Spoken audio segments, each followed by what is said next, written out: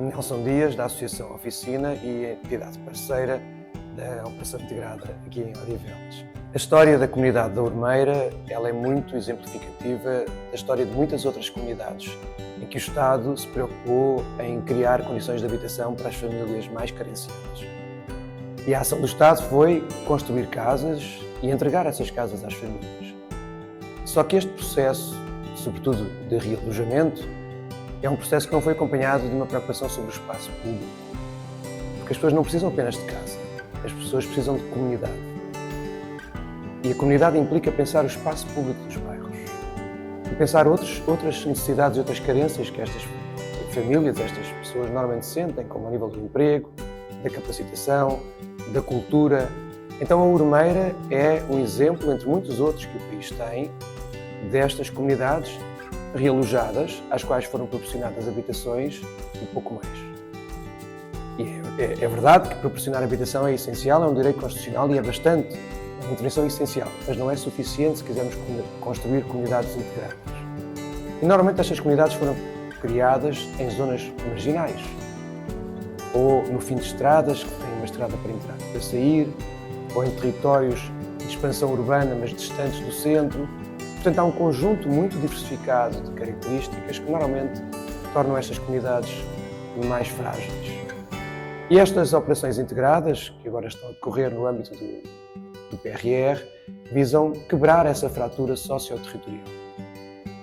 Isso obriga-nos a olhar não apenas para as famílias e para as suas condições, mas para o espaço público destes bairros e como é que esse espaço público pode ser reinventado de forma a criar mais comunidade, ou a reforçar o espírito comunitário. Isto leva-nos a olhar para a forma como a administração pública, ao longo do tempo, pensou a prestação de serviço público. Porque a entrega de casas, a criação de casas é um serviço público. Como é que o Estado português encarou o serviço público ao longo dos anos? E sobretudo já no Estado de Direito Democrático, enfim, agora quase a comemorar 50 anos da Revolução de Abril de 74. A primeira fase da prestação de serviço público em democracia foi a de criar serviços públicos universais. E a habitação é um serviço público que tem que ser universal. Ele não é ainda. Mas esta é a lógica, universalizar o acesso ao serviço público. Porque o país que nós herdámos em 25 de abril de 74 era um país muito desigual, com enormes assimetrias sociais e territoriais. Então era preciso garantir que toda a população tinha acesso à cultura, à educação, à saúde, à habitação. Em 50 anos, muito se conseguiu em matéria de prestação de serviço público universal. Nem tudo está garantido, há muito por fazer. E a matéria de habitação é essencial, porque sabemos que há milhares de famílias portuguesas que ainda vivem em situação de carência habitacional. O Estado também entendeu que não era suficiente tentar universalizar os seus serviços. Porquê? Porque as populações não têm as mesmas necessidades. Têm perfis e carências diferentes. Então foi necessário passar uma segunda fase de prestação de serviço público, que foi a customização do serviço. E aí começaram a surgir as políticas públicas especializadas ou dirigidas a grupos sociais específicos. Universalizar, sim, mas com customização, porque as pessoas precisam de respostas diferentes para as necessidades que vivem. Nós temos que levar o Estado português a uma outra fase de prestação de serviço público, que é o da democratização do serviço. O que significa trazer os cidadãos para dentro da prestação de serviços como coprodutores de serviços. O que é isto? É promover a participação pública. Porque não basta universalizar e customizar, olhando para as pessoas como destinatárias, beneficiárias, público-alvo, utentes, porque estão sempre a ser colocadas numa posição passiva, de recepção de serviços, de beneficiar de alguma coisa que outros pensam para elas.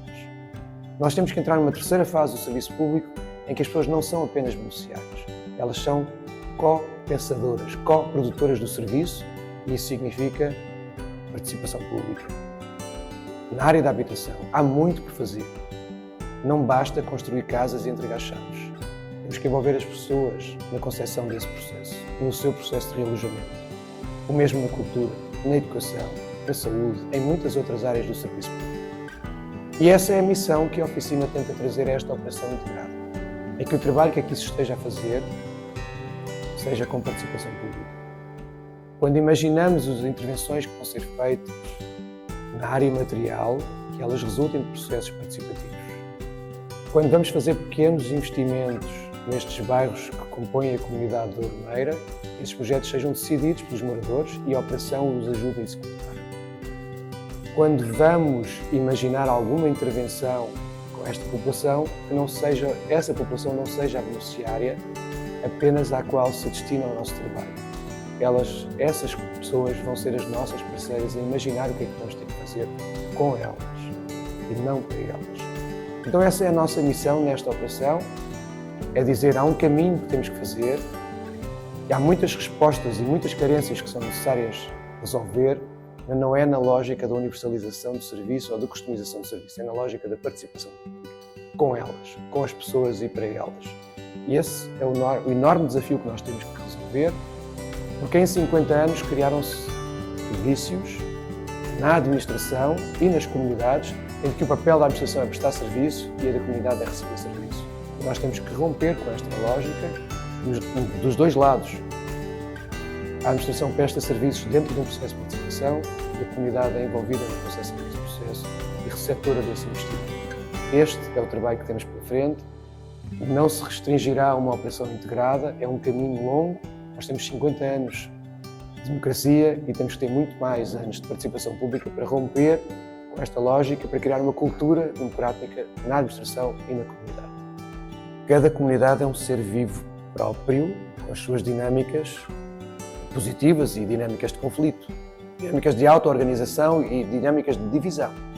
Qualquer comunidade tem isto, seja em bairros de habitação pública ou fora deles. E também sabemos que há um traço transversal hoje à sociedade portuguesa, não apenas à sociedade portuguesa, mas aqui vivemos muito isso, que é um enorme afastamento entre as pessoas e os decisores, os centros de decisão. Isso tem levado ao longo dos anos a uma desconfiança, a uma falta de confiança das pessoas nas instituições. Mas também é verdade que não são apenas as pessoas que não confiam nas instituições, são as instituições que não confiam nas pessoas. Então a fratura é dupla. São os dois lados que não confiam um no outro muitas das vezes. E isso torna difícil criar processos de participação num ambiente que é hostil. Porque uns não confiam nos outros, então como é que nós conseguimos mobilizar para a participação uma comunidade que não confia na instituição, que está a tentar mobilizá-las? Então, nós temos que imaginar metodologias contracíclicas, metodologias que sejam geradoras de confiança, para que as pessoas entendam, mesmo que eu não confio naquela instituição, eu vou confiar neste processo de participação porque eu sei que ele vai gerar resultados que me são favoráveis. E a nossa experiência hoje diz-nos o seguinte: se nós encontrarmos as metodologias corretas para mobilizar as pessoas, e isto não se faz de um dia para o outro, é um processo, mas se nós encontrarmos as formas mais corretas, os métodos mais acertados, que ao longo do tempo vão criando um espaço de diálogo, de entendimento, de confiança, que gerem resultados de curto prazo, as pessoas vão passar a confiar e vão imaginar assim: provavelmente faz sentido eu envolver-me nisto, porque eu vou poder influenciar o resultado de qualquer coisa para a minha comunidade, então vale a pena eu dar o meu tempo. Se eu for chamado apenas para ir a uma sessão, eu dou uma opinião, mas eu não sei o que é que vai acontecer a seguir com a minha opinião, eu não vou ver resultados nenhuns a acontecer, mais do mesmo, não interessa, eu não vou dar o meu tempo para isso. As pessoas hoje são mais exigentes, exigem muito mais do que exigiam no passado. Não estão disponíveis para participar naquilo em que não acreditam. Então a participação é uma variável dependente do resultado que vai gerar. Ela depende do resultado, e se esse resultado for um resultado de confiança, as pessoas vão passar a dar o seu tempo e a sua mobilização para estarem disponíveis para isso.